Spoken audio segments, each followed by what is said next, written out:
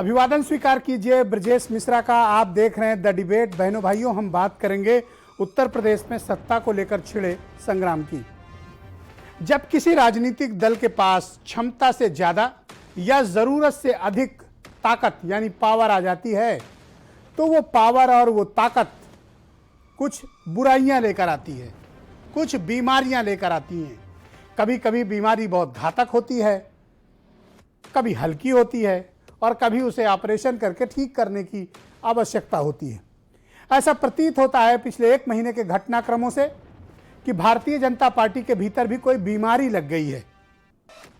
यह बीमारी वैसी है जैसी क्या बीएसपी की थी 2007 से 12, या फिर वो बीमारी इस तरह की है जो 2012 से 2017 तक समाजवादी पार्टी में लगी थी। अब 2017 से 22 का टर्म बीजेपी का है, बीमारी आ गई है चुनाव के ठीक पहले। यह बीमारी है सत्ता के बंटवारे की, यह बीमारी है कुर्सी की, यह बीमारी है जनाक्रोश की, और यह बीमारी है किस प्रकार से पावर सेंटर एक रहे या केंद्रीकृत रहे, इसकी है। यह लड़ाई हालांकि कोई बहुत विकृत नहीं हुई है। अभी बंद कमरों में बैठकों के जरिए इसको निपटाने, सुलझाने, समझाने और हैंडल करने का प्रयास हो रहा है। लेकिन अगर यह बंद कमरों में मसला नहीं सुलझा तो निश्चित तौर पर भारतीय जनता पार्टी के लिए सार्वजनिक रूप से बहुत शर्मिंदगी का सामना भी किसी वक्त करना पड़ सकता है। उत्तर प्रदेश के मुख्यमंत्री पिछले 2 दिनों से दिल्ली में हैं। अब से थोड़ी देर पहले वो लखनऊ लैंड कर चुके हैं। लगातार दिल्ली में आला कमान से लेकर सबके संपर्क में हैं। प्रधानमंत्री, गृह मंत्री और राष्ट्रीय अध्यक्ष से उन्होंने मुलाकात की। इस मुलाकात के दौरान लखनऊ से लेकर दिल्ली तक चर्चा है कि भारतीय जनता पार्टी में कुछ बड़ा ऑपरेशन चल रहा है। मंत्रिपरिषद विस्तार हो सकता है, संगठन में फेरबदल हो सकता है, या फिर नेतृत्व में परिवर्तन हो सकता है, या कुछ नए पावर सेंटर क्रिएट हो सकते हैं। लखनऊ अब वैसे नहीं चलेगा जैसे लखनऊ पहले चलता था। Point to be noted, Lucknow वैसे नहीं चलेगा जैसे पहले चलता था। लखनऊ अब वो करेगा जो दिल्ली उसे बोलेगा। दिल्ली क्या चाहता है यह कुछ एक दिनों में कम्युनिकेट कर दिया जाएगा, और दिल्ली द्वारा लिए गए फैसले किसी भी शिष्टाचार मुलाकातों से बदलते नहीं। राजनीति में बड़े दल जब फैसला लेते हैं तो उस पर अडिग रहते हैं, कायम रहते हैं। कोई मुलाकातें किसी फैसले को बदलती नहीं है। और उत्तर प्रदेश जैसे राज्य जहां भारतीय जनता पार्टी की आत्मा बसती हो, बीजेपी की राजनीति का पावर हाउस है उत्तर प्रदेश, और यहां वो कोई भी चूक, कोई ऑब्लिगेशन या किसी के प्रति कोई सॉफ्ट कॉर्नर, यह बीजेपी को भारी नुकसान पहुंचा सकता है। इसका अंदाजा लखनऊ के लोगों को भले न हो, दिल्ली को है। इसलिए दिल्ली एक्टिव मोड में है उत्तर प्रदेश को लेकर। वो सभी बिखरे हुए धागों को जोड़ने की कोशिश हो रही है जो धागे 2017 से 19 के बीच तोड़ दिए गए, गंवा दिए गए, अपमानित कर दिए गए, दुत्कार दिए गए या किनारे लगा दिए गए। उन सभी संभावनाओं को टटोलने की कोशिश की जा रही है जिन संभावनाओं से उत्तर प्रदेश में भारतीय जनता पार्टी वापस पूरी ताकत के साथ स्ट्राइक बैक कर सके। बीजेपी के सामने जो सबसे बड़ी समस्या है वो है एंटी इनकम्बेंसी, कोरोना का कुप्रबंधन, ऑक्सीजन के लिए तड़प कर मरते लोग, बेड और इंजेक्शन के अभाव में हुई मौतें, गंगा में उतराती लाशें और दफन की गई लाशें, चीख पुकार करते हुए परिवार और एक एक सांस के लिए तड़प तड़प कर मरे हुए लोग, लॉकडाउन के दौरान भुखमरी का शिकार लोग, किसान, बेरोजगार, नौजवान, ये सब बड़ा मुद्दा है। महंगाई बड़ा मुद्दा है। 200 रुपए लीटर सरसों का तेल आश्चर्यजनक है, 100 रुपए पर पेट्रोल आश्चर्यजनक है। निश्चित तौर पर भारतीय जनता पार्टी को भी एहसास है कि माहौल वैसा नहीं है जैसा 17 में था, और जिनको कमान दी थी उन्होंने सत्ता का केंद्रीकरण कर लिया। उस केंद्रीकरण में न मंत्रिपरिषद के लोगों को स्थान है, न सांसद और विधायकों की सुनवाई है, और न संगठन के पदाधिकारियों और बूथ कार्यकर्ताओं की कोई सुनवाई है। दरोगा जी उनकी पहले भी पीठ तोड़ते थे, आज भी उनकी पीठ तोड़ते हैं, उनकी कोई सुनवाई नहीं है। लिहाजा अब यह मामला कैंसरस हो रहा है बीजेपी के भीतर। लेकिन बीजेपी जैसी पार्टी है, उनकी मामले सड़क पर नहीं आते, वो घर के भीतर अपने मामले निपटाते हैं। जो निपटाने की प्रक्रिया चल रही है, क्या ये कारगर रही? क्या मुख्यमंत्री का यह दौरा कारगर रहा, या दिल्ली अपना फैसला बदलेगा, या जैसे चल रहा था वैसे चलाया जाएगा? लेकिन जो राजनीतिक जानकार हैं और जिनको बीजेपी के बारे में समझ है, उनका यह दावा है वैसे नहीं चलेगा जैसे चलाया जा रहा था, अब वैसा चलेगा जैसा दिल्ली चाहता है। तो दिल्ली वाकई में क्या चाहता है? दिल्ली ने उन लोगों को कम्युनिकेट कर दिया है जो लखनऊ चला रहे थे कि दिल्ली क्या चाहता है। इंपैक्ट इसका 2 दिन में दिख जाए, 1 हफ्ते में दिख जाए, 10 दिन में दिख जाए, या 15 दिन में, या महीना भर में, लेकिन दिल्ली की मंशा और दिल्ली की कार्यशैली और दिल्ली की छाप लखनऊ पर अब स्पष्ट दिखाई देगी कुछ ही दिनों के भीतर। क्योंकि उत्तर प्रदेश को लेकर लिया गया कोई भी रिस्क 2024 में भारी से भारी मुश्किल खड़ी कर देगा बीजेपी के सामने। और उत्तर प्रदेश को खोने का मतलब है दिल्ली की गद्दी का हिलना। और दिल्ली किसी एक व्यक्ति विशेष के लिए खुद की कुर्सी खतरे में नहीं डालेगा। बात बहुत आसान है। जो लोग समझते हैं कि जो चल रहा है बहुत कॉम्प्लिकेटेड है, मैं उनसे हमेशा कहता हूं जो चल रहा है वो उतना कॉम्प्लिकेटेड नहीं है जितना आपकी सोच कॉम्प्लिकेटेड है। इस तरह की राजनीति में 2 + 2 4 ही होता है, 5 नहीं होता है। क्योंकि लखनऊ को दिल्ली ने उतनी पावर नहीं दी थी जितनी पावर का एक्सेस लखनऊ ने कर लिया है। लिहाजा इसके पहले कि मामला सतह पे आए, सड़क पे आए, दिल्ली इस मामले का निपटारा कर देना चाहता है। दिल्ली को भी पता है कि दवा देने से ये बीमारी दूर नहीं होगी। ऑपरेशन या तो बड़ा करना पड़ेगा या फिर माइनर ऑपरेशन करना पड़ेगा, कुछ तो करना पड़ेगा। क्योंकि जनता की जो नाराजगी है, पिछड़ों की जो नाराजगी है, ब्राह्मणों की जो नाराजगी है, कार्यकर्ताओं की जो नाराजगी है, विधायकों की जो नाराजगी है, संगठन के पदाधिकारियों की जो नाराजगी है, मंत्रिपरिषद के सदस्यों की जो नाराजगी है और संसद सदस्यों की जो नाराजगी है, उत्तर प्रदेश से केंद्रीय मंत्रियों की जो नाराजगी है, वो पार्टी को भारी पड़ेगी। इसलिए पार्टी कुछ न कुछ करेगी। अब क्या करेगी ये 2 दिन से 15 दिन, महीने भर के भीतर स्पष्ट होगा। लेकिन फिर मैं कह रहा हूं लखनऊ वैसे नहीं चलेगा जैसे लखनऊ चलता था। लखनऊ अब वैसे चलेगा जैसा दिल्ली चाह रहा था। मैं चाहता हूं कुछ बयान सुने आप। देखिए, ये मुलाकातें रूटीन मुलाकातें हैं। चुनाव आ रहा है, स्वाभाविक है। जो राज्य नेतृत्व होता है केंद्र के नेतृत्व से मिलता है, आगे के लिए राह देखता है, क्या करना है, कैसे करना है, सलाह होती है आपस में। हमारी लोकतांत्रिक पार्टी है हमारी, तो इसलिए मिलना एक स्वाभाविक है, इसमें कोई नई बात नहीं है। भारतीय जनता पार्टी डूबती हुई नैया है और उस नैया पर कौन सवार होगा? जैसे ये एक हाई फाई ड्रामा कर रहे हैं, आप लखनऊ से लेकर दिल्ली तक सुन रहे हैं कि मुख्यमंत्री बदला जा रहा है, तो ये बन रहे हैं, वो बन रहे हैं। कहीं कुछ नहीं है, खाली पिछड़े दलित समाज को गुमराह करके उनका वोट लेने की तैयारी हो रही है और कहीं कुछ नहीं है। बीजेपी मतलब भारतीय झूठ पार्टी कि अगर इसी तरीके से अव्यवस्था रहेगी तो उत्तर प्रदेश में दोबारा हम सहयोग कैसे कर पाएंगे? क्या लेके वापस जाएंगे हम लोग गांव में? कि जो वादा भारतीय जनता पार्टी पर एक मैसेज था कि ये जो कहती है वो करती है, धारा 370 खत्म कर दिया, मंदिर बनवा दिया, तो निषादों में एक मैसेज चला गया जो कहती है वो नहीं करती है। उत्तर प्रदेश की बीजेपी और केंद्र की बीजेपी में मान मनोबल और बंदर बांट की हो रही है बात, लेकिन उत्तर प्रदेश की परेशान जनता की दोनों बीजेपी नहीं कर रही है बात। यही है उत्तर प्रदेश की जनता के लिए चिंता की बात। तो आज की डिबेट में मुझे ओम प्रकाश राजभर ज्वाइन कर रहे हैं, एसपी के नेशनल प्रेसिडेंट हैं। ओपी सिंह बीजेपी से हैं, आईपी सिंह समाजवादी पार्टी से, सुरेंद्र राजपूत कांग्रेस से हैं, केपी मलिक साहब उत्तर प्रदेश दैनिक भास्कर के दिल्ली से पॉलिटिकल एडिटर हैं, मुझे ज्वाइन कर चुके हैं, और वीरेंद्र सिंह जी हमारे स्टेटेड। मैं आप सबका बहुत स्वागत करता हूं, धन्यवाद करता हूं कि इस कार्यक्रम में ज्वाइन किया आप सबने। आईपी सिंह ने जल्दी से लाल टोपी पहन ली, इनका भी स्वागत, शुक्रिया। सबसे पहले मैं ओम प्रकाश राजभर जी से ये कार्यक्रम शुरू करना चाहता हूं। राजभर जी, बहुत शुक्रिया आपका। अभी मैं थोड़ी देर पहले आपका एक बयान सुन रहा था, लेकिन उस बयान पर आने से पहले मैं एक बात आपसे स्पष्ट पूछना चाहता हूं। आप बड़े बिना लाग लपेट के सीधा सीधा बोलने वाले नेता हैं, इसलिए मैं बिना गुगली बिना घुमाए सीधा सवाल पूछ रहा हूं। क्या बीजेपी के साथ दोस्ती करोगे या नहीं करोगे?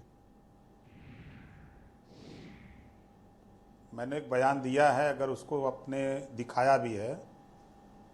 डूबती हुई नैया, बीजेपी डूबती हुई नैया है, इसका साथ सभी लोगों ने छोड़ दिया है। जिनको मरना है वो उनकी नैया पे जाएगा।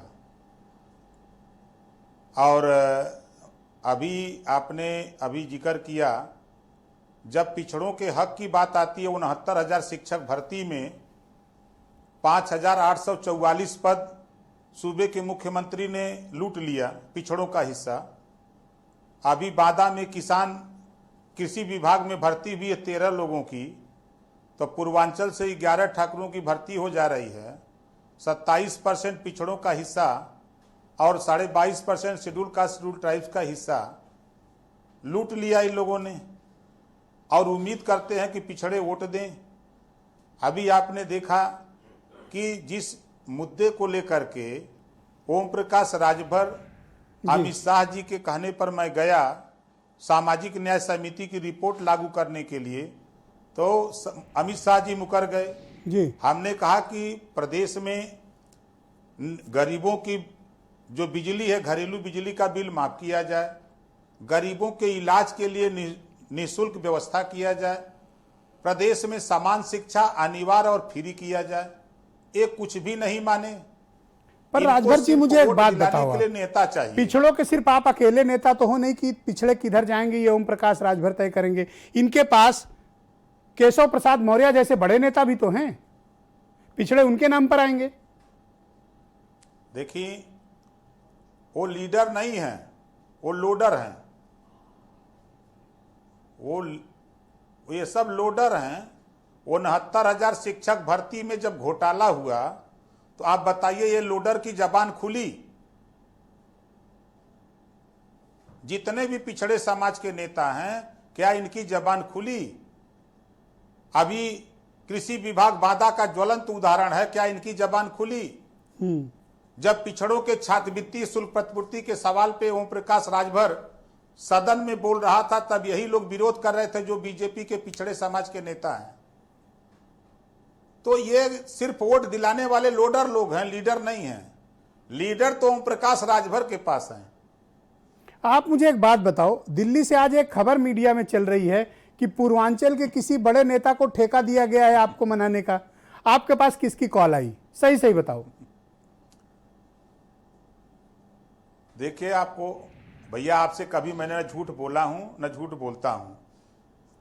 जब से मैं बीजेपी से हटा हूं, कोई एक नेता का नाम बता दीजिए जो बड़ा नेता हो बीजेपी का, कोई हमसे बात किया हो, हम राजनीति छोड़ दूंगा। हाँ, इतना जरूर है कि हम अपने व्यक्तिगत काम से ब्रजेश पाठक से मिलते हैं, हम अपने व्यक्तिगत काम से दयाशंकर सिंह से बात हो जाती है, व्यक्तिगत काम कोई होता, उनकी पत्नी मंत्री हैं, और समझौते के सवाल पर दो टूक सबको जवाब देता हूं कि मेरे जीते जी बीजेपी के साथ ओम प्रकाश राजभर का समझौता अब नहीं हो सकता। इतना क्यों नाराज हैं? क्योंकि ये कथनी और करनी में बहुत अंतर इन लोगों के। इतना क्यों नाराज हैं आप? नाराज इस नाते हैं कि अभी आपने देखा कि जितिन प्रसाद जी बीजेपी ज्वाइन किए हैं, संभवतः कुछ दिन में मंत्री बन जाएंगे, कुछ दिन में।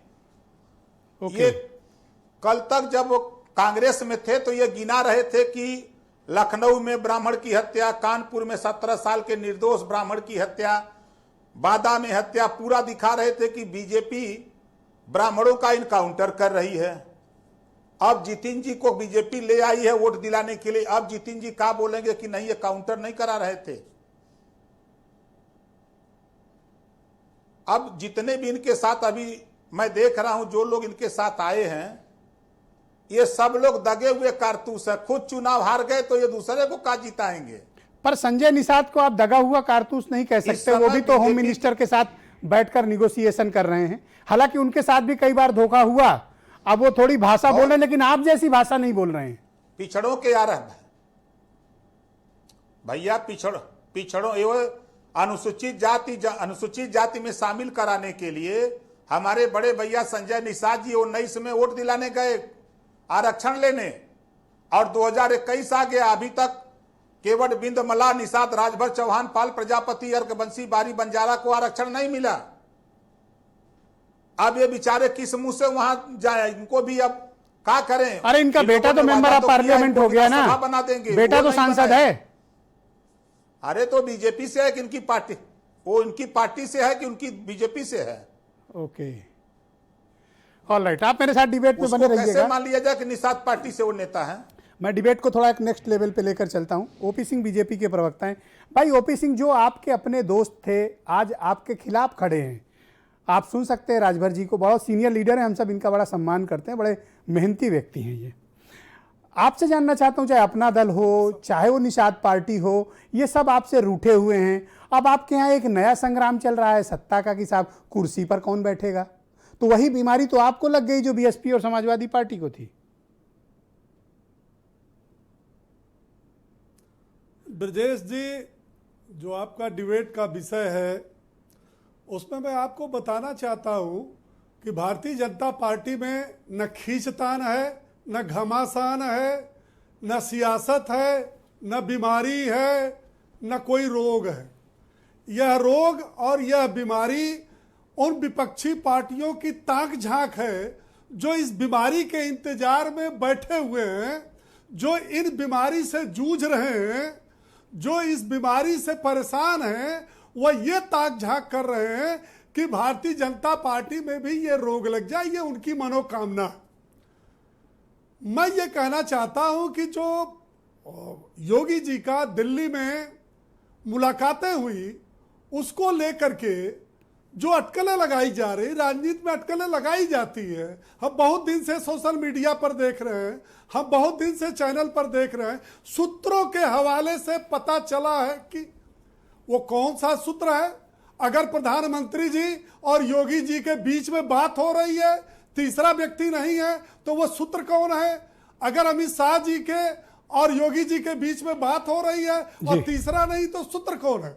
मैं भी आपको एक बात बताना चाहता हूं, भारतीय जनता पार्टी देश की एकमात्र लोकतांत्रिक पार्टी है, कैडर बेस्ड पार्टी है, जिसका संवाद होता है जी। बूथ स्तर पर भी कार्यकर्ताओं से, प्रधानमंत्री से लेकर मुख्यमंत्री जी तक। ओपी सिंह जी, मैं एक सवाल करना चाहता हूं। अगर योगी जी दिल्ली में जाकर के, एक सेकंड, दिल्ली में जाकर के अगर राष्ट्रपति जी से मिलते हैं, प्रधानमंत्री से मिलते हैं, गृह मंत्री से मिलते हैं, राष्ट्रीय अपने अध्यक्ष से मिलते हैं, संवाद करते हैं। एक सवाल है मेरा आपसे, ट्वीट किया, एक सवाल है, आप दिल्ली से ऑफिशियली इस बात का खंडन करा दीजिए, मैं डिबेट बंद कर दूंगा। आप दिल्ली से इसका खंडन करा दीजिए, इसमें बहुत सी समस्या, आप दिल्ली से इसका खंडन करा दीजिए, मैं डिबेट बंद कर दूंगा। चुनाव है, इन सारी बहुत से मुद्दों पर लेकर मैं फिर आपसे अपना तीसरी बार ये सवाल दोहरा रहा हूं, आप दिल्ली से खंडन करा दीजिए, मैं ये डिबेट बंद कर दूंगा।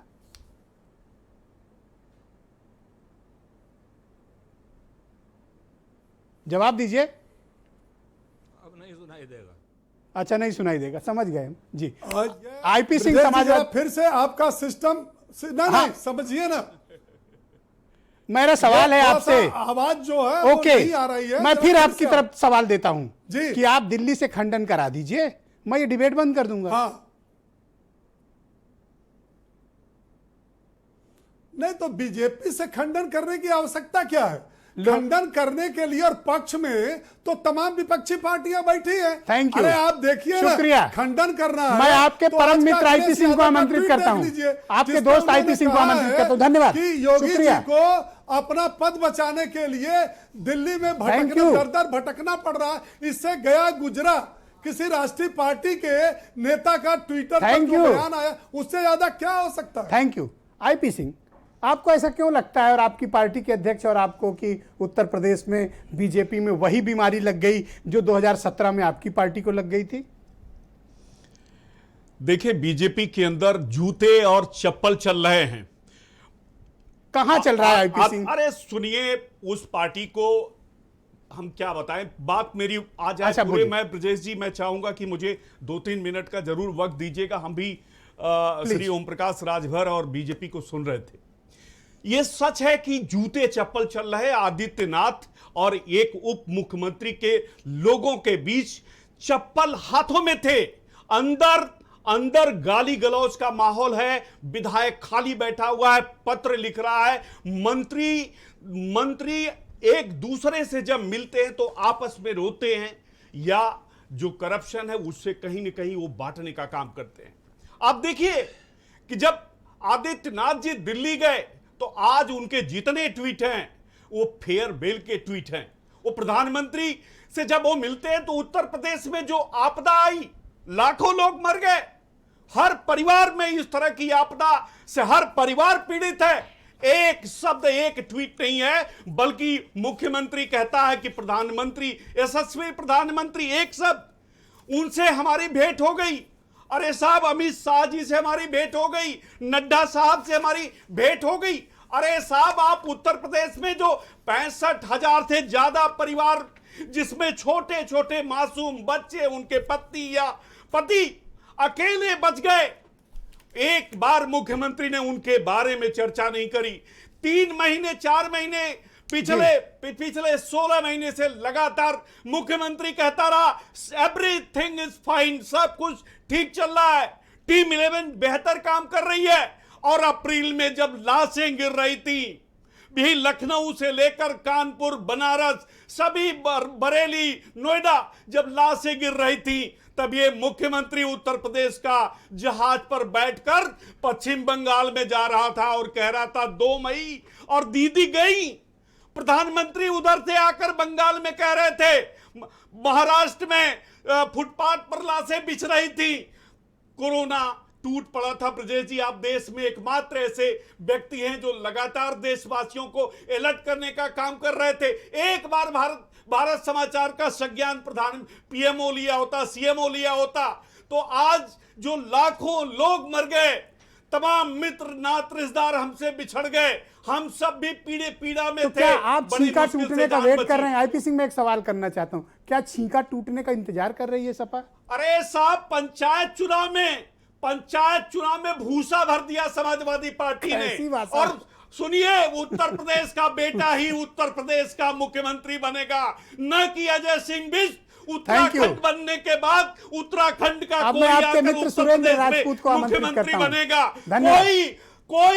कोई राजस्थान से चलकर आकर थैंक यू, शुक्रिया, धन्यवाद। संगठन मंत्री मुख्यमंत्री को नहीं देखना चाहता। अब मुझे डिबेट आगे बढ़ाने में थोड़ा सहयोग करें। नहीं देखना धन्यवाद। चाहता, दोनों उप मुख्यमंत्री को नहीं देखना चाहते, कैबिनेट को ओके, नहीं देखना धन्यवाद। चाहता, विधायक भटक रहे। IP Singh ji, please cooperate. ऐसी पार्टी का थैंक यू। जाना 100% तय थैंक यू। है, और समाजवादी पार्टी 300 से ज्यादा सीटें थैंक यू, जीतकर शुक्रिया, सरकार बनाने जा रही है। धन्यवाद। सुरेंद्र राजपूत जी, मैं आपसे जानना चाहता हूं, क्या ये अहंकार की लड़ाई है, सत्ता के केंद्रीकरण की लड़ाई है, नेतृत्व परिवर्तन की लड़ाई है, कुर्सी की लड़ाई है, या जाति की लड़ाई है? आप ब्रजेश भाई, इन सारे सवालों को जो आपने किया, इसको क्यूमुलेटिव कीजिए, मिलाइए, ये उसकी लड़ाई है। ये अहंकार की भी, सत्ता की भी, सत्ता के बंदर बाट की भी, सारी चीजों की लड़ाई है। कहते हैं ना कि फैसला जो भी हो मंजूर होना चाहिए, इश्क हो या जंग हो भरपूर होना चाहिए। आज की डेट में जो जंग दिल्ली वर्सेस लखनऊ की है, लखनऊ ने हमेशा दिल्ली को चुनौती दी है ऐतिहासिक रूप से, और आज उत्तर प्रदेश के भारतीय जनता पार्टी ने दिल्ली को चुनौती दी है। चूंकि पीएमओ सीएमओ चलाना चाहता था, सीएमओ ने कहा हम नहीं चलने देंगे। आप इस चीज को देखिए ना, आप सबसे पहले एक चैनल है जिसने सारी चीजें 1-1 मिनट की लैंडिंग आप बता दे रहे हैं, तो आपको तो सारा कुछ मालूम है, कुछ आप बोल सकते हैं, कुछ आप नहीं बोल सकते। तो जो आप नहीं बोल सकते हैं वो हम आपको बता देते हैं। पत्रकार की मर्यादा होती है, हमें सर। उतना ही जनता को बताना है जितना जनता के लिए हित करो। बिल्कुल बिल्कुल। तो हम आपको एक चीज बताएं, कल से एक बड़ी अजीब राजनीति दिल्ली में चल रही है, भाई ओपी सिंह जी के लिए है। यह राजनीति है सैंडविच की राजनीति। आप देखिए, आपने 2 लोगों के चित्र अपने पीछे लगाए हुए हैं। एक मुख्यमंत्री जी से पहले मिले अमित शाह साहब से, और दूसरे मुख्यमंत्री जी के मिलने के बाद मिले अमित शाह साहब से। बीच में सैंडविच बना दिया, उत्तर प्रदेश के मुख्यमंत्री को सैंडविच का बैटर बना दिया, जितना चाहिए दबा लीजिए। आप राजभर और निषाद की बात कर रहे हैं? मैं अनुप्रिया पटेल और डॉक्टर संजय निषाद की बात कर रहा हूं। देखिए, उनको एक को पहले बुलाया गया, क्योंकि राजनीति में तो संदेश होते हैं। राजभर जी के लिए तो किसी ने ठेका लिया हुआ नहीं, राजभर जी ने के लिए तो खैर, राजभर जी तो स्वयं अपने में स्वयं सिद्धा हैं, वो किसी के उस पे नहीं आने वाले। हम इतना बता दें कि पहले संजय निषाद जी को बुला करके उसको दिखा दिया कि देखो ये आए हुए हैं, गोरखपुर है। दूसरा ये बात दिखा दिया कि भाई अनुप्रिया पटेल आई हुई हैं और आप सैंडविच हैं। तो ये सैंडविच की पॉलिटिक्स जो प्रधानमंत्री ने की है, उसका जवाब है जो परसों उन्होंने इंटरव्यू दिया था टाइम्स ऑफ इंडिया में, जिसमें कहा था कि उत्तर प्रदेश का अगला चुनाव उत्तर प्रदेश के मुख्यमंत्री के नेतृत्व में होगा? उसका जवाब है, आपने एक बहुत बढ़िया बात कही कि दिल्ली डिसीजन लेता है, दिल्ली फैसले कहा करता तो है। ये भी गया था कि विधायक का टिकट भी हम ही बांटेंगे। अभी वही मैंने कहा ना, उस इंटरव्यू को उठा लीजिए और उसके बाद नरेंद्र मोदी जी को जो उन्होंने चुनौती दी, एक चीज और कही थी उन्होंने कहा था दिल्ली का संक्रमण हम यहां नहीं आने देंगे। प्रतिपक्षियों के नाम पर उन्होंने दिल्ली को हुक्म दिया था कि यहां मत आना, तो दिल्ली ने उन्हें बुला लिया कि आ जाओ भाई, संक्रमित हो जाओ। एक चीज बड़ी क्लियर कट है, आप देखिए कल ही उन्होंने जितेंद्र प्रसाद पर जी इनको जनता की चिंता करनी चाहिए ना, ये सर, सब मैं वही सत्ता की बात- लड़ाई का मैं- नहीं मैं है। वही- लोग बड़े तकलीफ में है सुरेश मैं जी। वही बात कह रहा हूं सर, आप इस चीज को देखिए कि मुख्यमंत्री का ये जल्दी फैसला करें, जिसको बनाना हो बना दे, नहीं बनाना ओपी सिंह को बना दे, कोई दिक्कत वाली बात नहीं। लेकिन अच्छा, कम इनको से- निकलवाने की तैयारी कर कम रहे से हो कम मतलब। जनता के हितों के फैसले तो ले लें। आज की डेट में बेरोजगारी एक बड़ी समस्या है, उसका फैसला ले लें। महिला सम्मान एक बड़ी समस्या है, उसका फैसला ले लें। कोरोना काल में जो बच्चे मरे हैं, धन्यवाद। जो मरे हैं, उनका फैसला ले लें। जन उपयोगी काम करें, शुक्रिया। जितना समय बचाए। मैं केपी मलिक साहब का रुख करता हूं, दिल्ली से मुझे ज्वाइन कर चुके हैं, दैनिक भास्कर के पॉलिटिकल एडिटर हैं। बहुत शुक्रिया मलिक साहब आपका डिबेट में ज्वाइन करने के लिए। पिछले एक सप्ताह से एक्टिव और पिछले एक महीने से इनएक्टिव एक ड्रामा चल रहा है उत्तर प्रदेश की राजनीति में। चर्चा है नेतृत्व बदलेगा, चर्चा है मंत्रिपरिषद का विस्तार होगा, चर्चा है संगठन में बदलाव होगा, चर्चा है कि कई पावर सेंटर बनेंगे। मुलाकातें तो खत्म हो गई दिल्ली में, हुआ क्या? देखिए ब्रजेश जी, अगर आप देखें वेस्ट बंगाल के चुनाव के बाद जिस प्रकार से भारतीय जनता पार्टी को वहाँ पे सफलता नहीं मिली है, तो भारतीय जनता पार्टी उत्तर प्रदेश को लेके बहुत बौखलाहट में है। और उत्तर प्रदेश में अगर आप देखेंगे पिछले दिनों किसान आंदोलन हो या कोरोना महामारी हो या दूसरी चीज़ों का जो प्रबंधन हुआ है, उसमें कहीं ना कहीं सरकार फेलियर रही है, या भारतीय जनता पार्टी के लोग भी जनता को, किसानों को समझाने में सफल नहीं हो पाए हैं। आपने देखा होगा कि जिस जिस गांव में किसानों के गांव में भारतीय जनता पार्टी के लोग 3 बिलों को समझाने जाते थे, वहां पे उनका किस प्रकार से विरोध हुआ था। दूसरा, आपने कोरोना काल में देखा है कि जो उम्मीदें लोगों ने की थी, सरकार उस पर खरी नहीं उतरी है, लोगों की मौतें हुई हैं। ये एक ऐसा मुद्दा था जिसने लोगों को तोड़ के रख दिया है, और इसकी जो धमक है, इसकी जो खनक है, इसकी जो आवाज़ है, वो दिल्ली तक पहुंची है। और दिल्ली को समझ में आ गया है कि इस बार खतरा हो सकता है। उन तमाम खतरों से निपटने के लिए दिल्ली एक्शन में आई है, क्योंकि दिल्ली को भली भांति मालूम है कि दिल्ली का रास्ता लखनऊ और उत्तर प्रदेश से होकर आता है। अगर उत्तर प्रदेश हाथ से निकलता है तो 2024 में दिल्ली की कुर्सी डगमगा सकती है। तो उस चीज़ को सोचते हुए ये तमाम कवायद जो चल रही है दिल्ली में, उसको लेके है। इसमें कई सारी चीज़ें जो हम लोगों को मालूम पड़ी है। ये तो मालूम है आपको कि भारतीय जनता पार्टी में आपने भी कहा कि तमाम फैसले अंदर ले लिए जाते हैं, बाहर खबरें कम ही आती हैं। तो इसमें कई सारी चीज़ें होती हैं जिसमें मैं मानता हूँ एक बहुत बड़ा ब्रह्मास्त्र प्रधानमंत्री मोदी जी के पास है। वो ब्रह्मास्त्र अगर वो प्रयोग करते हैं तो कई लोग धराशायी होंगे, सांप भी मर जाएगा, लाठी भी नहीं टूटेगी। वो है उत्तर प्रदेश का बंटवारा।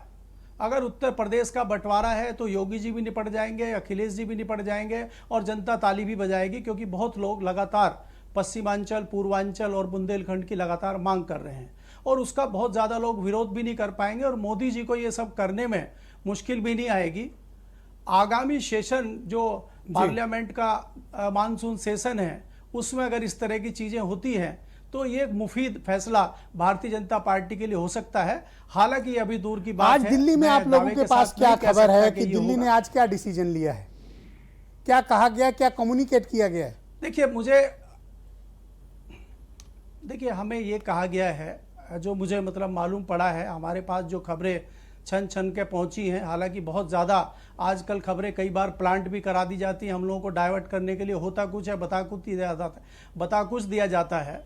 उसमें यह है कि योगी जी को निश्चित कर दिया गया है कि चुनाव आप ही के नेतृत्व में लड़ा जाएगा, लेकिन आपको हमारी कई सारी शर्तें माननी पड़ेंगी। उसमें कई सारी शर्तें ये हैं कि जो पूर्व नौकरशाह को लखनऊ भेजा गया है, उनको एडजस्ट करना पड़ेगा। दूसरा, जो कल कांग्रेस पार्टी के वरिष्ठ नेता ज्वाइन किए थे, उनको भी मंत्री बनाया जा सकता है। दूसरा, कुछ लोगों को केंद्र में भी मंत्रिमंडल का विस्तार करके एडजस्ट किए जाने की बात है। तो इस तरह की चीजें बाहर आई हैं। Thank you. All right. Om Prakash Rajbhar ji, मैं आपसे समझना चाहता हूं, आपने तो 2 साल तक पावर शेयर किया, आप इसी सरकार में बीजेपी के कैबिनेट मंत्री में रहे हैं। आखिर क्या प्रॉब्लम है? क्या मंत्रिपरिषद में मंत्रियों की सुनी नहीं जाती, विधायकों की सुनी नहीं जाती? आप तो पूरे टाइम 2 साल झगड़ा करते ही आपका बीता। बाकियों का क्या हाल है? मंत्रिपरिषद में होता क्या है? क्या सरकार में बैठे हुए मुखिया अपने मंत्रियों, सांसदों और विधायकों की नहीं सुनते हैं? आपका अनुभव क्या कहता है? देखिए, जब मैं मिनिस्टर था तो एक घटना मैं आपको याद दिलाऊं कि इन्होंने एक कमेटी बनाई 14 विधायकों की, एक समन्वय कमेटी। पहली बैठक हुई तो पहली बैठक में सभी विधायकों ने जो उस समन्वय कमेटी में जितने विधायक थे तो उन लोगों ने अपनी अपनी समस्या दिया। उस समस्या को लेकर के हम लोग मुख्यमंत्री को दिए तो मुख्यमंत्री ने उस पर कोई उत्तर नहीं दिया। फिर दूसरी मीटिंग हुई तो विधायकों ने कहा कि पहले का उत्तर दे दो, तब दूसरे का भाई सवाल आप करो। तो हम लोगों ने कहा कि भैया उधर से कोई उत्तर नहीं आया है तो हम क्या आपको उत्तर दें, तो कहीं इस मीटिंग का क्या औचित्य है। दूसरी घटना आपको बता दूं, विधानसभा के अंदर 200 विधायक सरकार के ही, बीजेपी के सरकार के खिलाफ धरना पर बैठ गए। इस सरकार के विधायक और सांसद थाने पे धरना में बैठ रहे हैं और मंत्रियों का ये हालत है कि डिप्टी सीएम का नेम प्लेट लगा था विधानसभा के अंदर मुख्यमंत्री के बगल में, उसको तोड़ के हटा दिया गया। जितने भी मिनिस्टर हैं उनका पावर मुख्यमंत्री के पास। तीसरी चीज मैं आपको दिखा दूं कि कोरोना से निपटने के लिए 11 टीम बनी और 11 टीम में ना तो दोनों डिप्टी सीएम आए ना तो स्वास्थ्य मंत्री आए। तो प्रदेश में मिनिस्टर चूंकि हमसे भी मिलते हैं, विधायक भी मिलते हैं, किसी की बात मुख्यमंत्री सुनने को तैयार नहीं, खाली ब्यूरोक्रेट की बात सुनते हैं। अब वो जो कहते हैं वही करते हैं। इससे पूरे प्रदेश में हाहाकार मचा हुआ है। इनका साथ देने के लिए अभी हमारे एक साथी बीजेपी के बोल रहे थे कि बीजेपी कैडराइज पार्टी है।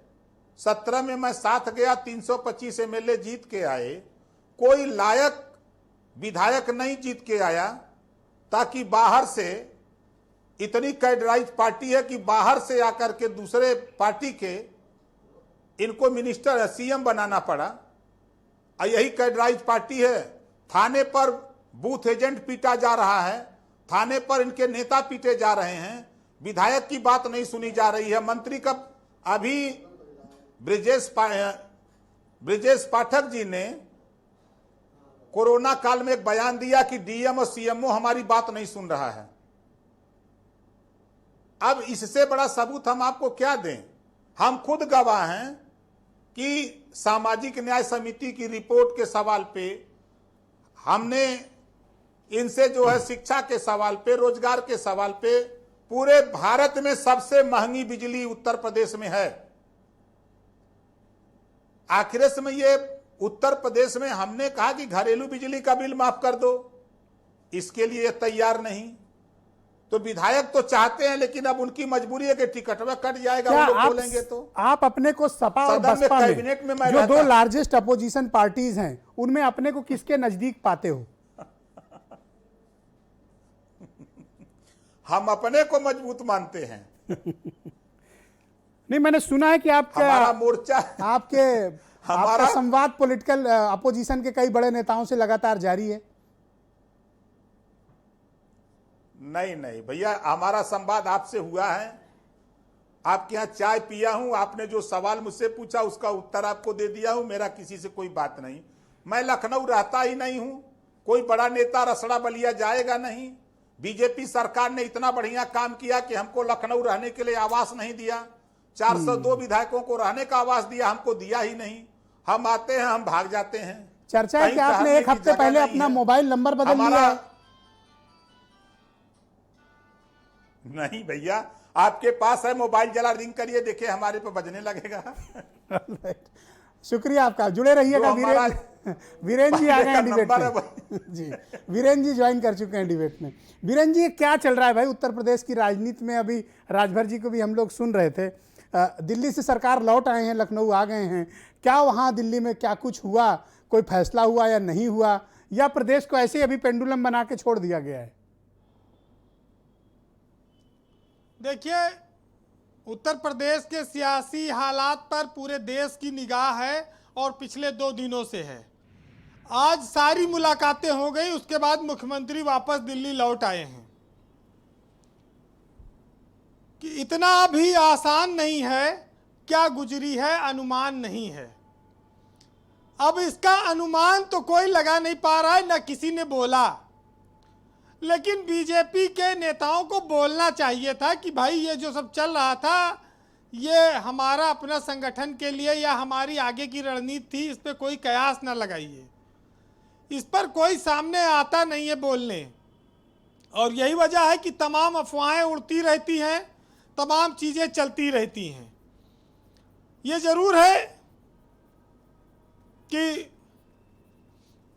बदलते लोग, बदलते रिश्ते और बदलता मौसम चाहे किसी को दिखाई ना दे, लेकिन महसूस जरूर होता है। तो अब महसूस जिनको हो रहा होगा, जो बीजेपी की राजनीति में उच्च पदों पर बैठे हैं, उनको ज़्यादा बेहतर ढंग से पता होगा। लेकिन इतना जरूर है कि योगी आदित्यनाथ को हटाने को लेकर जो शोर था वो थम गया है। कल परसों में मंत्रिमंडल का क्या विस्तार होगा या क्या और मैसेज आए हैं, इन सब पर कुछ कुहासा छट सकता है। देखिए, बहुत सारी बातें लोग कहते हैं, कुछ नादानी वाली होती हैं, कुछ सारगर्भित होती हैं। मोदी और अमित शाह बीजेपी में और नड्डा ये निर्विवाद नेता हैं, इनको कोई चुनौती तो दे नहीं पाया। उनकी इच्छा से ही प्रदेश और देश में चीज़ें चल रही हैं बीजेपी में। लेकिन इतना ज़रूर है कि उत्तर प्रदेश के लोग थोड़ा पीछे जाएं तो देखें 2016 में जब नोटबंदी हुई तो बहुत ज़्यादा विरोध था। उसके बावजूद मोदी का चमत्कार था कि बीजेपी पूर्ण बहुमत के साथ जीती, चुनाव जीती और सत्ता में आई। उसके बाद योगी आदित्यनाथ मुख्यमंत्री बनाए गए। अब वो तालमेल नहीं बना, चूंकि बहुमत बहुत ज़्यादा था, विधायक भी कुछ नहीं कर सकते थे, सहयोगियों की भी हालत बड़ी खराब हुई। पहले राजभर जी गए, उसके बाद अनुप्रिया पटेल से लेके संजय निषाद आए और गए या आए, तो वो आज तो वो भी बोल रहे हैं कि भाई हमारा सम्मान नहीं, वैसे अच्छा तो हम वहीं रहें।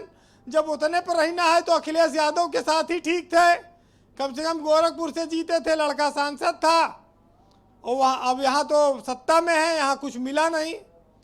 अच्छा, राजभर जी की बात इसलिए भी सही है कि सरकार ने इनके साथ अन्याय किया।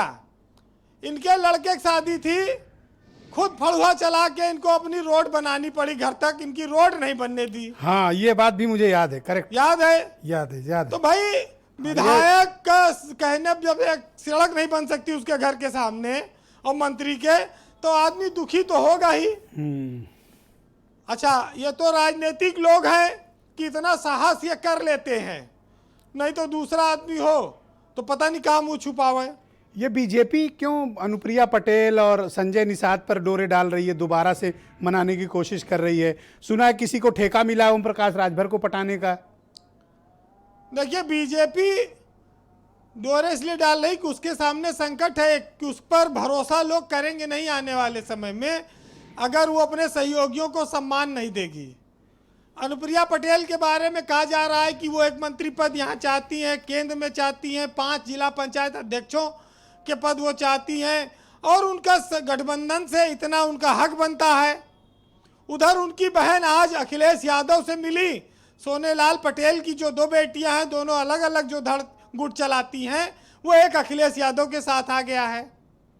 अब बीजेपी की मजबूरी भी हो सकती है कि एक ही गुट उनके साथ रहेगा, दूसरे की संभावना नहीं है जी। निषाद पार्टी तो भी देखिए ठगी गई। देखिए, समस्या ब्रजेश जी लगता है कि बहुमत में है। ये जब बहुमत आता है तो सत्ता को जो है अहंकार हो जाता है। वो जानती है कि ये सहयोगी ये क्या हमसे हमारा बिगाड़ लेंगे, हम ना भी सुने तो। जी। कांसीराम कहते थे कि सरकार कभी बहुमत की न बनाना, अगर कार्यकर्ताओं का सम्मान करना है तो। लंगड़ी सरकार में कार्यकर्ता और विधायक का सम्मान सबसे ज्यादा होगा वो काम। गजब टेक्नोलॉजी लाते हैं। अब ये मैं लोग बताते हैं।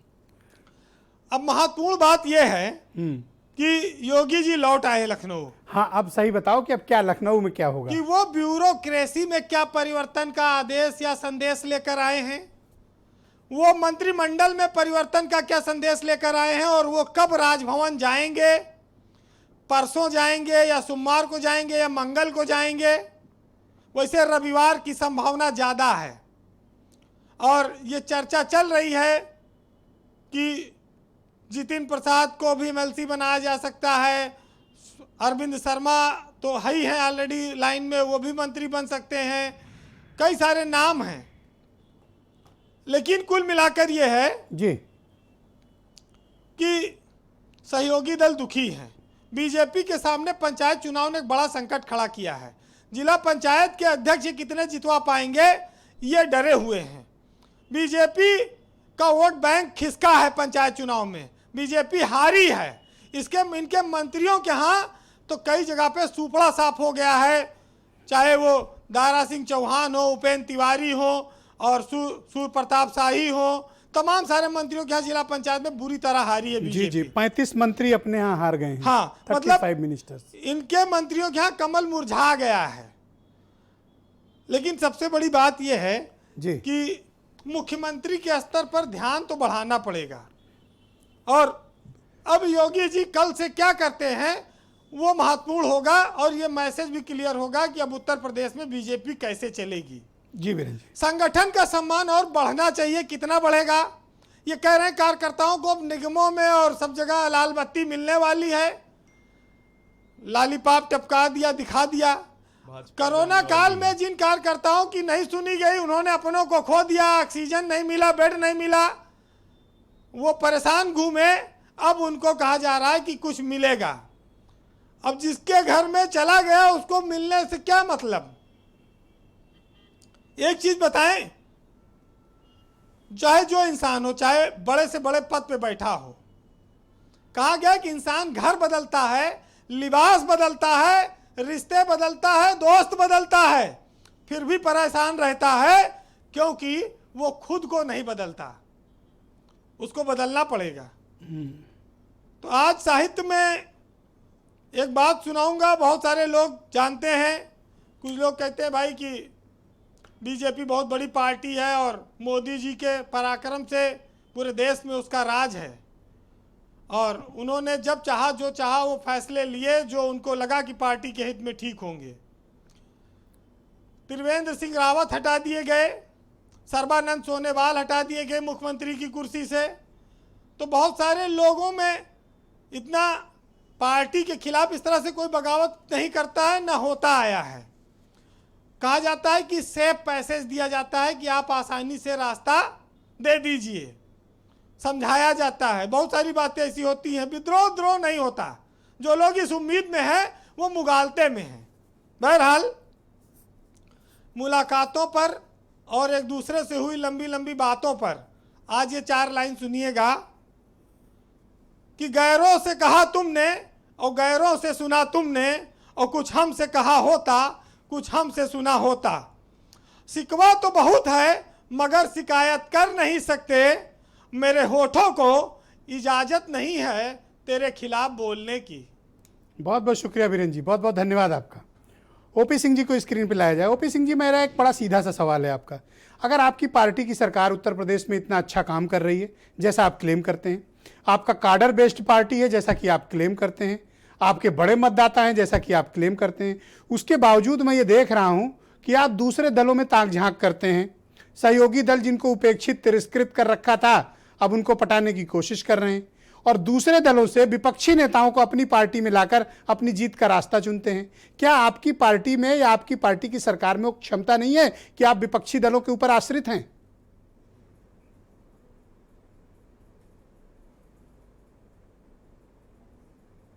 ओपी सिंह जी, मुझे सुन पा रहे हैं आप?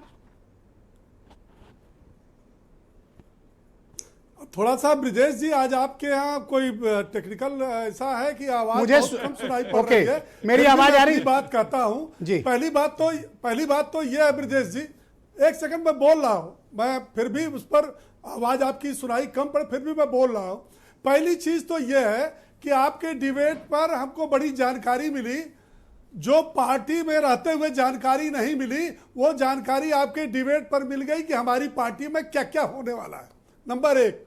नंबर 2, एक चीज तो गारंटी के साथ समझ लीजिए कि 2022 का विधानसभा चुनाव आदरणीय योगी आदित्यनाथ जी के नेतृत्व में ही लड़ा जाएगा और 2017 के परिणाम से आगे हमें सफलता मिलेगी। नंबर 3 जी, मैं अपने विपक्षी पार्टियों को सुन रहा था, जरा मैं सुरेंद्र भाई साहब का ध्यान आकर्षित करना चाहता हूं। बड़े कांग्रेस के बड़े योग्य प्रवक्ता हैं हमारे सुरेंद्र भाई, मैं इनका बड़ा सम्मान करता हूं, लेकिन बताना चाहता हूं कि 3 दशक से अपने कर्मों के कारण उत्तर प्रदेश की सत्ता से बाहर, जरा सुरेंद्र भाई आप बता देते कि राजस्थान में क्या हो रहा है, पंजाब में क्या हो रहा है। पर मैंने एक सवाल आपसे किया था, मैं चाहता हूं कि आप उसका जवाब दे दें। ओपी सिंह जी, ओपी सिंह जी, मेरा सवाल यह कि आपको विपक्षी नेताओं की आपको विपक्षी नेताओं को अपनी पार्टी में लेने की क्या आवश्यकता है? अगर आप इतने ताकतवर हैं और आपकी सरकार इतनी पॉपुलर है तो आप विपक्षी दलों से पोचिंग क्यों करते हैं? नहीं, विपक्षी पार्टियों का कहने का मतलब क्या है? जैसे सपा और कांग्रेस मिलकर चुनाव लड़ी, जैसे सपा और बसपा मिलकर के चुनाव लड़ी। अरे विपक्षी पार्टी तो अपना चुनाव लड़े, वो अपना घर बचा ले उतने बहुत है, कोई अपना सीट जीत ले उतने बहुत है। हम क्या करेंगे? पर दूसरे दलों में आप इतनी ताकत मिलाएंगे जो अपनी और शिकार क्यों करते हैं अगर आप खुद में ताकतवर हैं तो? नहीं, हमें अपने पार्टी अपने काम से फुर्सत नहीं है। हम क्यों झांकेंगे वो जो औरंगजेब के बाद ऐसा भी नेता इस प्रदेश में पैदा हुआ जिसने जीते जी अपने बाप को जबरदस्ती गद्दी से उतार दिया। मैं आपके दोस्त मैं आपके पास आ रहा हूं। वो लड़े जो वो पार्टियां लड़े जो व्यक्तिवादी जो पार्टियां। थैंक यू, आपका टाइम ओवर। अब आईपी सिंह का टाइम शुरू होता है। अब आपको बर्दाश्त करना पड़ेगा आईपी सिंह को। आईपी सिंह को हेड। हाँ, उनसे बोलाइए। देखिए, अगर जरा भी नैतिकता मुख्यमंत्री के अंदर बची है, जरा भी नैतिकता बची, अगर पहाड़ी ठाकुर हैं तो उन्हें तत्काल इस्तीफा देकर मठ चले जाना चाहिए। योगी आदित्यनाथ उर्फ अजय सिंह बिष्ट जब तक मुख्यमंत्री नहीं हुए इन्हें चुप कराइए, आप बोलिए, आप बोलिए, आप बोलिए, इन्हें चुप कराइए, आप बोलिए, चुप कराइए इन्हें, आप बोलिए, चुप कराइए इन्हें, आप बोलिए, आप वॉइस डाउन करिए, आप बोलिए। जब तक योगी आदित्यनाथ उर्फ अजय सिंह बिष्ट मठ पर रहे, कभी भी बीजेपी का झंडा इन्होंने नहीं लगाया। न संघ के कार्यक्रमों में गए, न बीजेपी के कार्यक्रमों में गए, सिर्फ सिंबल पर लोकसभा का चुनाव लड़ते थे। आप पहाड़ी ठाकुर के नाम पर क्या उत्तर प्रदेश में चुनाव लड़ेंगे? क्या छत्री उसका नेतृत्व करेगा? क्या राजनाथ सिंह, आपको याद होगा कि 14 महीने के बहादुर शाह जफर राजनाथ सिंह के नेतृत्व में जब 2002 में चुनाव हुआ तो भारतीय जनता पार्टी रसातल में चली गई और 17 साल लग गए भारतीय जनता पार्टी को वापसी करने में। क्या भारतीय जनता पार्टी ये बताएगी? इसी जात पात के नाते आप चले गए बाहर। 2017 इसी जात पात की राजनीति के कारण आप सत्ता से बाहर चले गए। कल्याण सिंह का क्या किया इन्होंने? उसके बाद क्या दुर्गति रामप्रकाश जी की हुई, क्या दुर्गति राजनाथ सिंह की हुई, और वही दुर्गति पहाड़ी बाबा की होने वाली है। मैं तो यही कहूंगा कि आप मठ जाइए और मठ पर भी खेला होने वाला है। और एक बात और कि डॉक्टर लक्ष्मीकांत वाजपेयी पर कोई प्रवक्ता, कोई नेता एक शब्द नहीं बोलता, क्योंकि वो ऐसे अध्यक्ष थे जो अपने हाथ से रोटी बनाते थे, खाते थे। जो 70 लाख रुपए महीने का खर्चा था, उस वाजपेयी ने 6 लाख रुपए तक चकला दिया था। आज सुनील बंसल जैसे संगठन मंत्री, महाभ्रष्ट, खनन के लुटेरे, ट्रांसफर पोस्टिंग से पैसा राजस्थान और गुजरात पहुंचाने वाले, ये इनको कतई वाजपेयी जी जैसे या इसी विजय बहादुर लूट और जैसे गुंडागर्दी पाठक के जैसे कारण लोग आप सत्ता से बर्दाश्त चले नहीं गए। है। सुना है कोई जितेंद्र प्रसाद, अरे क्या है, सारा चुनाव पिछले 10 वर्षों से वो हारे हैं और इनको लगता, अरे भाई खुशी दुबे के हाथ की मेहंदी नहीं उतरी थी, 438 ब्राह्मणों की हत्या कर दी गई और किस मुख से भारतीय जनता पार्टी यही ब्राह्मणों जातवाद की बात फैलाइए, करती है, यही कैसे जातवाद की ब्राह्मणों को राजनीति याद करिए, करती है, ये सबको यही पता है। जातवाद की शिव राजनीति प्रताप करिए। शुक्ला को, शिव प्रताप शुक्ला थैंक यू, को शुक्रिया, धन्यवाद। 2019 सुरेंद्र राजपूत जी चुनाव बुलाया से जाए। पहले मंत्री बनाया गया और फिर हटा दिया थैंक गया। You, thank you. और बहन थैंक यू। अनुप्रिया पटेल का जितना अपमान हुआ है, जितना उनके समाज का अपमान हुआ है, मैं विश्वास के साथ आईपी कह सिंह जी सकता हूं प्लीज कि कोऑपरेट, बहन मैंने पर्याप्त जाने समय से आपको शिवपाल दिया। यादव को अब ले रहा है आपका कि समय नहीं नहीं, सपा में? अब सुरेंद्र राजपूत का टाइम है। सुरेंद्र राजपूत जी, आप उत्तर प्रदेश में बीजेपी का आगे का राजनीतिक भविष्य क्या देख रहे हैं? क्या ये सत्ता संग्राम थमेगा या फिर जैसा चल रहा है वैसा चलेगा? देखिए, भारतीय जनता पार्टी ब्रजेश भाई अटकाने वाली पार्टी, लटकाने वाली पार्टी और भटकाने वाली पार्टी है। ये मायावी लोगों की पार्टी है। इनके गुरु जो है बृहस्पति नहीं होते, गुरु इनके शुक्राचार्य हैं। तो दशानन की तरीके से 10 सर हैं इनके, कुछ ना कुछ बोलेंगे। एक चीज तो तय है, एक चीज जान लीजिए कि एक चीज बड़ी स्पष्ट है कि दिल्ली को लखनऊ ने चुनौती दी है। अब दिल्ली उस चुनौती का प्रत्युत्तर कैसे देता है वो देखना होगा। पीएमओ चलाएगा उत्तर प्रदेश को या सीएमओ चलाएगा उत्तर प्रदेश को, यह देखने वाली बात होगी। और सबसे बड़ी चीज जो है, इनका एक गुमराही गैंग है और एक अफवाही गैंग है।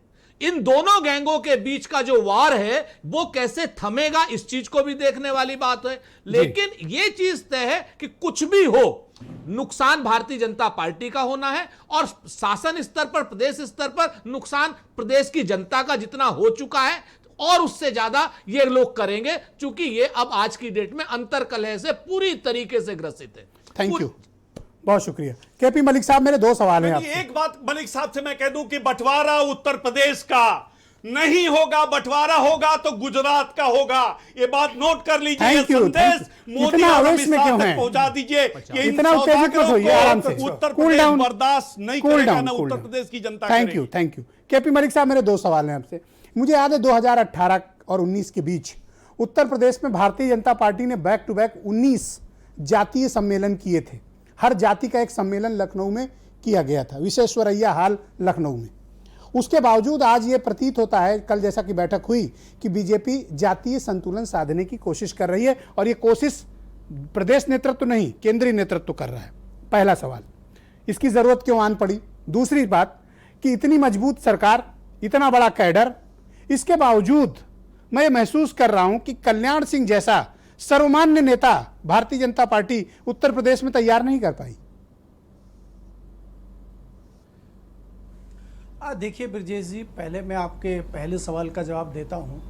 अगर आप तमाम समुदायों, जातियों की बात करते हैं तो आप देखेंगे कि सबसे पहले अगर हम ब्राह्मणों की बात करते हैं, जैसा कि चर्चा में भी आया है कि 400 से अधिक ब्राह्मण इसमें शहीद हुए हैं, मारे गए हैं। जिस प्रकार से आप देखेंगे कि मुख्यमंत्री के ऑफिस में या ब्यूरोक्रेसी में या जो उनके चारों तरफ घेरा है, उसमें मैं पहली बार इस तरह का देख रहा हूं कि ठाकुरवाद और ब्राह्मणवाद वहां चल रहा है।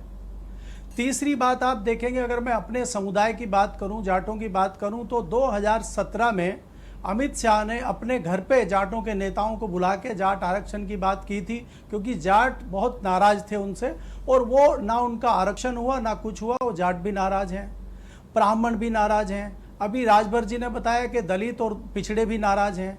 तो इनको लगा है कि तमाम लोग नाराज हैं, अब उनको किस प्रकार से मनाया जाए, इस कवायद में बीजेपी लगी हुई है। दूसरा सवाल जो आपने पूछा, एक बार जरा रिपीट कर देंगे? मैं ये पूछना चाहता हूं कि जब इतना मजबूत संगठन और इतनी मजबूत सरकार है, तो कल्याण सिंह जैसा कोई सर्वमान्य नेता बीजेपी में क्यों नहीं तैयार किया जा सका, जिनके कम से कम नेतृत्व पर तो सवाल ना हो? देखिए, भारतीय जनता पार्टी हमेशा जो है दिल्ली से प्रदेशों को चलाना चाहती है। जैसे कि आप देखेंगे, चाहे हरियाणा हो, चाहे उत्तराखंड हो, दिल्ली उत्तर प्रदेश में कोशिश की गई है लेकिन वो सफल नहीं हुए हैं। उसका नतीजा आप आज देख रहे हैं। आपने जो हम बात कर रहे हैं, जैसे 2 दिन पहले कांग्रेस पार्टी से एक ब्राह्मण चेहरे को लाया गया है, अगर आप देखें कलराज मिश्रा हो, वाजपेयी जी की बात हो रही है, दूसरे तमाम नेता भारतीय जनता पार्टी में हैं, तो भारतीय जनता पार्टी को लगता है इस बार कि वो बहुत बौखलाहट में है और कहीं ना कहीं वो हार रही है। इसलिए जितनी भीड़ की जा सके वो किया जाए और एक इवेंट किया जाए। इसमें भी कोई दो राय नहीं है कि भारतीय जनता पार्टी को एक इवेंट पार्टी माना जाता है कि वो इतना बड़े तरीके से लोगों का हवा बना देती है कि लोग जो है एक माहौल बन जाता है कि भाजपा जीत रही है। उसकी एक वानगी आपने जैसे जितिन प्रसाद को लेने के लिए ढोल नगाड़े बजाए गए, लेकिन मुकुल राय बीजेपी के राष्ट्रीय उपाध्यक्ष उनकी पार्टी को छोड़कर चले गए, इस पर सब खामोश हैं। उसी पे मैं ब्रजेश जी आपको बताना चाहता हूं, आपको याद होगा कुछ दिन पहले जब वेस्ट बंगाल का इलेक्शन था, आपकी डिबेट में मैं आया था और मैंने कहा था कि देखिए आप वेस्ट बंगाल में जिस प्रकार से भारतीय जनता पार्टी ने एक इवेंट किया हुआ कि 200 से नीचे नहीं आएंगे, 200 का पहाड़ा ये पढ़ रहे थे और ये 100 भी नहीं पहुंच पाए। तो ये एक इवेंट पार्टी है और तमाम जिस दिन से वहां पे रिजल्ट आए हैं, लोगों का वापसी का मेला चल रहा है और वो मेला आज तक खत्म नहीं हुआ। आज उसकी वानगी भी आपने देखी मुकुल राय के जाने से, उदाहरण के साथ। करेक्ट बात है। बहुत बहुत शुक्रिया। मैं आप सबका बहुत आभार प्रकट करता हूं इस डिबेट में मेरे साथ सम्मिलित होने के लिए। आप सबका भी बहनों भाइयों बहुत बहुत शुक्रिया। लेकिन याद रखिए कि उत्तर प्रदेश है, यहाँ की राजनीति दिन नहीं घंटे के हिसाब से चलती है। किस घंटे कौन सा परिवर्तन हो जाए और किस घंटे ऊँट किस करवट बदलेगा, इसका फैसला यहाँ लखनऊ में नहीं बल्कि दिल्ली में होता है। जब भी राष्ट्रीय पार्टियों की सरकार उत्तर प्रदेश में आई है, कमान हमेशा दिल्ली ने संभालने की कोशिश की। इसके पहले चाहे बीजेपी रही हो चाहे कांग्रेस, दिल्ली ने हमेशा लखनऊ को चलाने की कोशिश की है। लेकिन अब मसला उतना आसान नहीं है, पेचीदा हो गया है दिल्ली के लिए, जैसा कि पहले नहीं था। अब मुश्किल की बात यह है कि दिल्ली ने अपने क्या निर्णय लिए हैं और लखनऊ उसे कब तक लागू करेगा, ये देखने वाली बात बहुत दिलचस्प होगी। तो अगला 3 दिन, अगला 7 दिन, अगला 10 दिन, अगला 15 दिन और ये 1 महीना बेहद और बेहद महत्वपूर्ण होंगे भारतीय जनता पार्टी के लिए। नमस्कार, धन्यवाद।